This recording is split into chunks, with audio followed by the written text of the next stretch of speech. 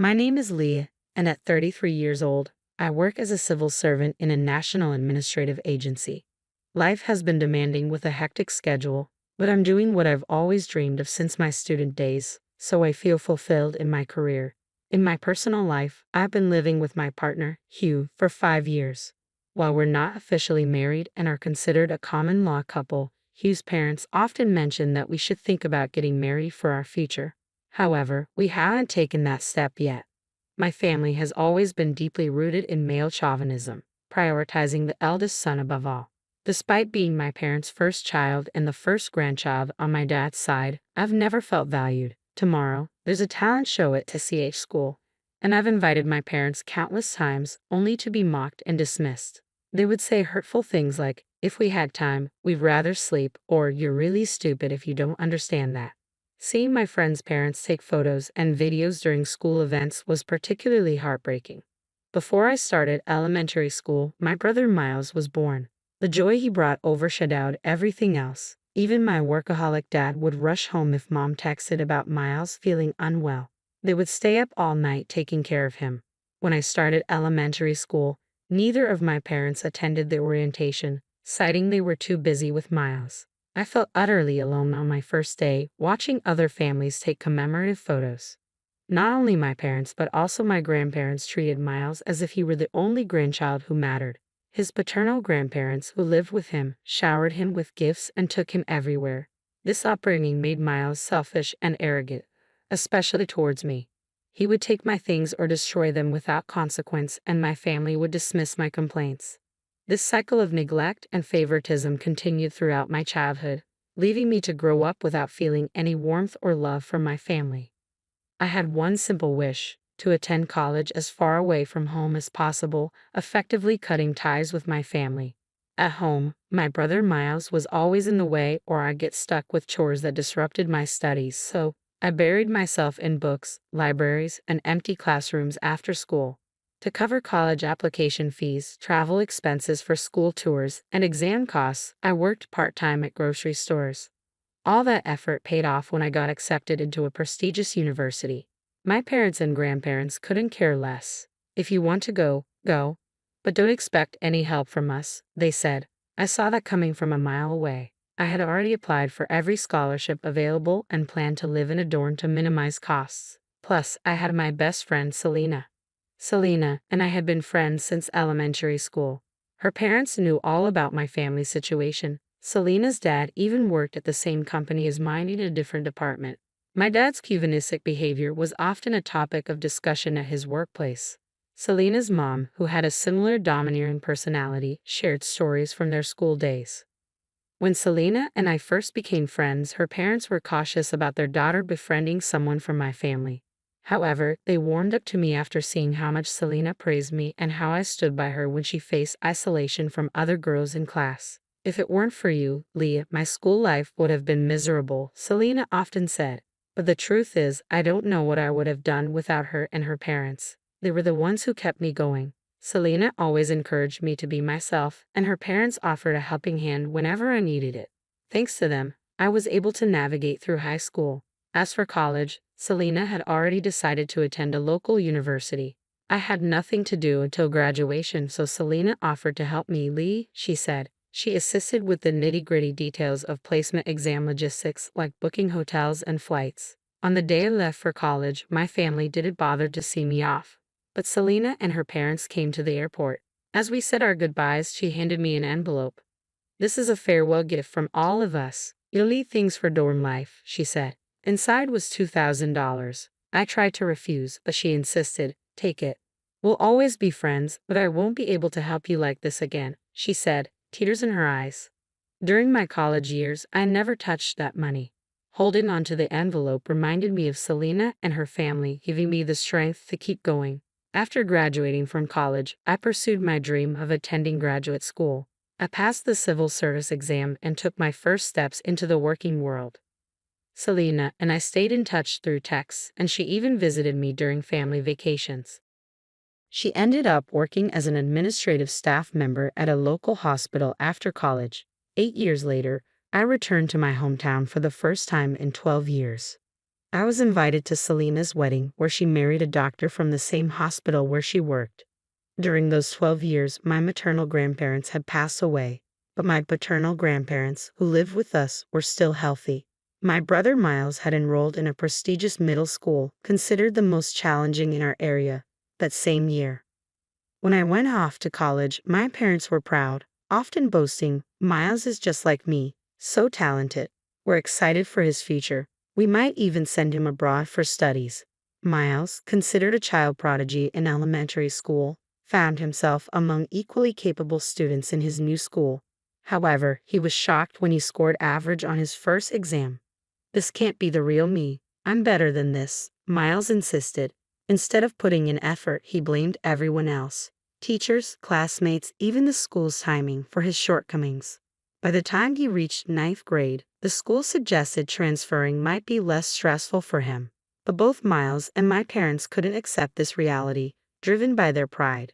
Miles continued on to high school, where he struggled to keep up and eventually dropped out. Meanwhile, I was in grad school when my parents suddenly asked, "Aren't there any schools there that Miles could get into? The more prestigious, the better. A school with tradition would be ideal." They even hinted if I knew any influential professors. I tried to explain the impracticality of their expectations, but they accused me of being cold and heartless. I stood firm, insisting that some things are simply impossible. Eventually, we lost contact. According to Selena, who stayed in our hometown, my parents enrolled Miles in an online high school. They made excuses, claiming, "Our son is too exceptional for regular education. He would only attract jealousy and make life difficult for himself." Miles graduated from the online high school, attended a local college, and secured a job at a subsidiary of my dad's company through my grandfather's influence. Through this connection, I crossed paths with Miles again. When I returned to my hometown for Selena's wedding, I arrived 2 days early at her request. She had something important to discuss. Unenthusiastic about visiting my parents, I opted to stay at the hotel where the wedding would take place. I spent leisurely moments with Selena, including trips to the spa. We were invited to dinner by Selena's parents, and it was during this dinner at the hotel restaurant that I unexpectedly encountered Miles and my parents. At first, they didn't recognize me. I suppose it was understandable. When I lived at home, I was thin and didn't prioritize my appearance like other girls. It was only when my parents greeted Selena's parents that they realized I was their daughter. "Leith, is that you? You're back in town. My, you've changed," my parents exclaimed warmly. "Are you free later? Maybe we could." I wasn't in the mood for their sudden friendliness. "I'm heading back right after Selena's reception, so I don't have time," I interjected, then quickly excused myself. I did catch Miles' eye, but to be honest, I wouldn't have recognized him on the street. He had lost his youthful look and now exuded a demeanor that seemed cunning. After the wedding, I returned to my condo. Soon after, started receiving messages from my parents and Miles, who had obtained my number from Selena's parents without my consent. According to a message from Selena's father, who apologized for giving them my contact information, they wanted me to attend Miles's wedding. Miles is getting married, yes, apparently to the younger sister of a college classmate. She's only 21 and quite beautiful, my parents messaged me. "What does that have to do with me attending?" I responded, puzzled. According to Selena's father, Miles had secured his job through my grandfather's connections, but his overinflated self-esteem often clashed with his actual abilities. He had developed a habit of looking down on people, dismissing those who stayed in our hometown as insignificant. Consequently, when he announced his wedding, nearly everyone from colleagues to bosses found excuses to avoid attending. I had every intention of feigning a terrible cold that day, or at least using my tarot card reading as an excuse to avoid going anywhere near the wedding venue. "Planning to have a cold, huh? I see," I thought to myself wryly. My parents and Miles seemed determined to match or exceed the number of attendees from the bride's side. Even though I'm not the most exuberant sister or daughter, they apparently felt it necessary to have me there, especially given my graduate degree from a prestigious university and my government job. Their shallow reasoning annoyed me to no end. Competing over the number of attendees is absurd, I muttered to myself. But ignoring them would only lead them to pester Selena's father to intervene, so reluctantly, I replied to Miles's message. He had greeted me with, "Long time no talk. You must be happy to be useful to the family for once."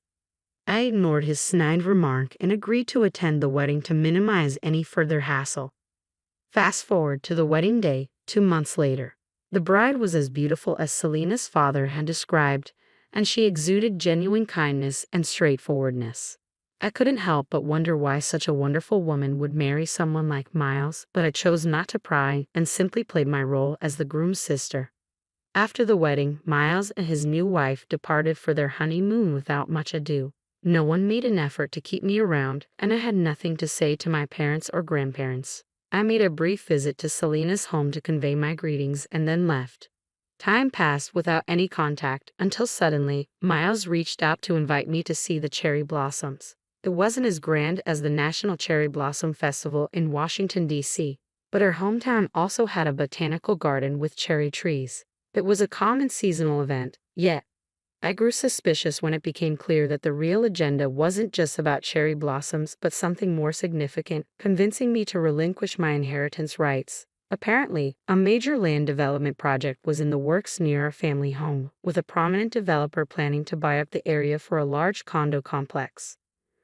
Real estate prices were soaring, particularly around our property, which included not only the house but also a sizable parking area.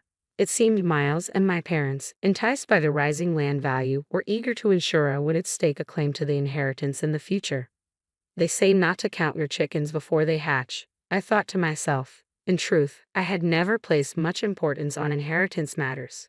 Yet Hugh once advised me, even if you don't need it, it might be wise to settle things once and for all. So I made the decision to return home. I booked a room at the same hotel I had stayed in before and planned to meet my family at the botanical garden. The day arrived, and I reached the designated spot to find my sister-in-law, whom I had only met once at the wedding, sitting alone on a bench. I was early by 3 hours, but she had arrived even before me. She appeared composed, but her face was pale and dark circles were visible under her eyes. Do you remember me? I'm Lee, Miles's sister. We met at the wedding. I greeted her. Upon hearing my name, she stood up in surprise but almost immediately stumbled. I swiftly reached out to catch her. She felt surprisingly light and frail, reminiscent of how I remembered myself back in high school. I'm sorry. Thank you, she murmured softly, clearly caught off guard. Her name, if I recalled correctly, was Carolyn. Carolyn, right? If you're not feeling well, don't push yourself, but sit down, I suggested. We resumed our seats, but the bench felt cold, likely from the earlier rain. Upon closer inspection, Carolyn's apron and hair were damp, as if she had been caught in the downpour. What time did you get here? We agreed to meet at noon, right? I asked.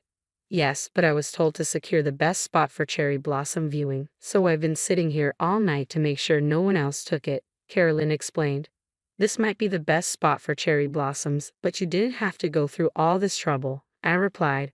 But if I don't do as Miles says, not just him, but Trevor and Jasmine will scold me too. This is just how it always is, Carolyn sighed. Trevor and Jasmine are my dad and mom, I realized, feeling a surge of anger that made my whole body tremble. Without hesitation, I took off my coat and draped it over Carolyn. Then, I sent a message to Selena. Later that afternoon, during a break with Selena, she received an internal call. I think it's probably from Leah's family. How should I respond? Selena asked me. I wrote down what I wanted Selena to convey to my parents and Miles, then handed it to her. Within an hour, Miles and my parents rushed in. What do you mean there's no reason to see you anymore? Miles shouted. Exactly. We had to search all over the garden because you broke the appointment and didn't even contact us, my dad added. Finally, someone informed them they had seen me with Selena and Carolyn. The three of them started yelling, but Selena sternly told them to keep their voices down, reminding them we were in a hospital. However, their silence only lasted a moment. Who are you to butt in? If you're not family, leave. They barked at Selena. Selena, accustomed to dealing with patients and their families daily as a senior administrator in the hospital. Right now, Carolyn's receiving treatment and resting in her room, so you can't see her. Upon hearing this, Miles and my parents grew even angrier. Why do I need permission to see my own wife? Explain what's going on, Miles demanded loudly. Frustrated, I turned first to my parents. Keep it down. Can't you remember being told to be quiet just a minute ago? Is there something wrong with your memory? Then I faced Miles, who stood next to my parents, his face red with anger. You dare call yourself a husband while mistreating your wife? How ironic, I exclaimed. Just then, Hugh appeared, accompanied by 2 police officers. All right, here we are. This is the husband and relatives of the victim I mentioned earlier, Hugh declared, pointing at Miles and my parents. Their faces, which had been flushed with anger, suddenly tense and turned pale. What's going on? Why are the police here? Victim? You mean Carolyn? Isn't this an exaggeration? Miles stammered, attempting to argue back. Hugh handed them his business card. Ah, I should have mentioned earlier. I'm Lee's partner and a lawyer. From now on, I'll be representing Carolyn. Nice to meet you. Representing my wife? What do you mean representing? My dad interjected. Making a woman sit alone outdoors overnight in temperatures below 41 degrees Fahrenheit just to secure a cherry blossom viewing spot is far from normal by any standard, Hugh continued calmly. But still, isn't it strange for a lawyer to get involved in something like this? When a client asks for representation, it's natural for a lawyer to provide it. Besides, you guys canceled Carolyn's cell phone contract over a year ago and hardly give her any money. What if something had happened while she was out there? I added firmly. But nothing did happen, so that's beside the point, my mom retorted. Can't you imagine what would happen if someone went without food or water for nearly half a day? You're not kids anymore, Hugh continued. Moreover, when you told her to secure the spot, you didn't even give her time to dress properly for the outdoors. You'd even locked her out immediately. How is this not malicious behavior? Hugh spoke smoothly, and the 2 police officers beside him nodded with stern expressions. I chimed in when I met her. She was freezing and looked pale. That's why we brought her to this hospital in Selena's car right away, I explained. Actually, I was at the botanical garden 3 hours before meeting Miles and my parents because I had plans to meet Selena. I had texted Selena that I was meeting Miles and my parents under the guise of cherry blossom viewing. She suggested I take a stroll in the botanical garden to calm my nerves. Before that, I agreed, as I was feeling a bit uneasy. Thanks to arriving much earlier, I was able to find Carolyn in poor condition, Selena interjected. I immediately called my husband, who is a doctor, and he advised bringing her to the hospital as soon as possible. He even came to pick us up on his way to work. Thanks to that, Carolyn received prompt medical attention, and her body temperature and color soon returned to normal. In the meantime, based on my husband's diagnosis that she was both physically and mentally weak, she was transferred to the inpatient ward, Selena concluded. During the ride to the hospital and between examinations, Carolyn shared her story with us, shedding light on the true extent of her ordeal. I sought Selena's advice and contacted Hugh, who promptly arrived to act as Carolyn's attorney. Consulting with the police and notifying Carolyn's family, Hugh stated firmly, "As far as I'm concerned, your actions against my client could be considered assault." Naturally, I plan to file a complaint in that regard. Miles's face turned pale upon hearing this. Assault? That's a bit much. I didn't physically harm her or anything. Harm doesn't just mean physical injury, Hugh explained. Past cases have defined it as adversely affecting a person's health. But she just felt a little sick, Miles insisted. There's no need to make a big deal out of it. Whether it's a big deal or not is for the police and prosecutors to decide, he replied sternly. At that moment, a police officer intervened. Let's take you somewhere to hear more about this, they said, leading Miles and his parents away. After a stern warning from the police, Miles and his parents returned home to find Carolyn's family waiting for them, visibly furious. According to Carolyn, her brother had initially thought highly of Miles but became concerned when Miles cut off communication after their marriage. Miles had allegedly told him, Carolyn said she's always hated her family. Now that we're married, she's finally cut ties. I told them not to contact me anymore. Carolyn's family learned from her that Miles had also told her, your brother never liked you. He begged me to take you off his hands. I only married you out of obligation, not love. Furthermore, Miles's parents and grandparents continually told Carolyn, you're a burden. Just be grateful we're putting up with you. It became clear that Miles and his family had isolated Carolyn from her own family to use her for their convenience. This incident exposed their mistreatment, leading Carolyn's family to rally around her during her recovery at the hospital. Though the legal repercussions were minimal, the social fallout in our small town was significant. Rumors spread quickly, and the community's opinion turned against Miles and his family. They faced humiliation at work and in the neighborhood. Additionally, a major land development deal fell through, causing financial ruin as property values plummeted. Carolyn's family demanded divorce compensation and a division of assets, intensifying the family's strife. My grandparents lost all their assets and had to move into a care facility. Miles and my parents faced a messy divorce settlement. They sought Hugh's help, but he firmly declined, saying, "If you try to contact Leah or me for money, we'll respond legally." Having changed my contact details and distanced myself from their turmoil, I finally felt liberated from the complications tied to my family's home and inheritance.